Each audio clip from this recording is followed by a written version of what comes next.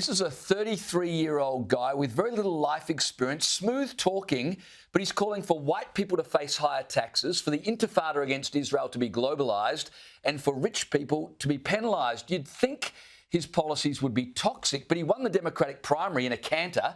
The mayoral election is on November 4. What chance is he to become mayor of New York? And what's the future of the city if someone like that is successful?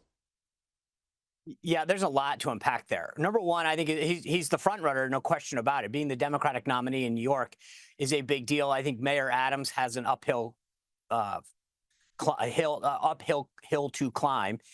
He's probably the only viable alternative right now, and that would require Republicans and independents rallying behind him. But look, if you had to put money down, I'd say there's a better than not chance that he is the mayor-elect in November of this year. That should be scary, though. So number one, if you took out the word white and added black or Asian or any other ethnic group, there would be an outcry about racism. But you heard Kristen Welker there, and this is the beauty of what his candidacy is. In any other situation, that would be getting called out on his economic views that pull race into. But the media in our country is probably mostly in line with him, so they give him a pass. It's patty cake with these guys on the far progressive left, whether it's him or his colleague AOC just down the way in there in New York, or Ilhan Omar in Minnesota. The ridiculousness of this. And then you get to what would become of New York. Think about this. He wants to take over government control of supermarkets. He wants to defund the police so that when you call NYPD, instead of an armed officer coming there to take care of the situation, a social worker would show up, which I'm sure sends chills down the backs of every criminal in New York City.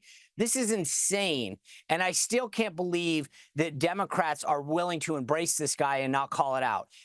I cannot believe we're at this place in the country where this guy wins. You know, when Republicans have in the past elected somebody outside the mainstream, the calls have been far and wide to denounce the candidate, to not do it.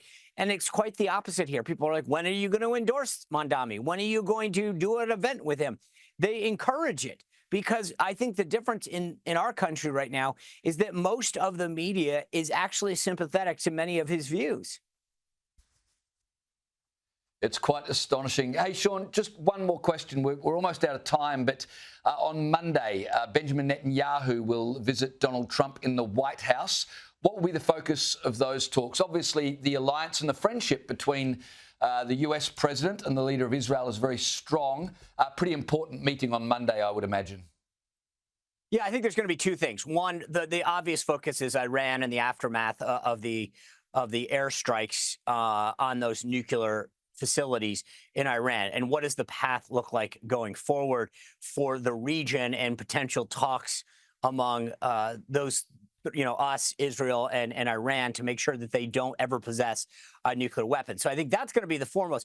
But the last time that the prime minister was in D.C., I had the opportunity to meet with him, and trade is still something that's pretty high up on the list.